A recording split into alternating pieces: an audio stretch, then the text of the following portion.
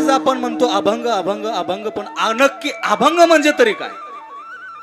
खरं तर अभंगाची व्याख्या कुठल्या शब्दामध्ये सापडत नाही बरं का. पण भंग पावलेल्या मनाला, भंग पावलेल्या परिस्थितीला, भंग पावलेल्या आयुष्याला आणि भंग पावलेल्या स्वप्नांना जे अभंग करतात ते असतात अभंग. चिरफळा झालेल्या आयुष्याच्या एक तारुतून भक्तीचे सुंदर स्वर तिथं निघतात ते असतात अभंग. अरे जे शब्द आईसारखे जवळ येतात आणि ज्यावेळी दुःखात असेल, संघर्षात असेल, त्यावेळेला आईच्या मायेनं पाठीवरती हात ठेवून सांत्वन देतात ते शब्द म्हणजे अभंग. ज्या शब्दामध्ये आईच्या दुधाचं माधुर्य भरलंय असे अमृताचे शब्द म्हणजे अभंग. सात्विकतेच्या आणि नैतिकतेच्या वेलीवरती उमललेलं निर्मळ शब्द फूल म्हणजे अभंग.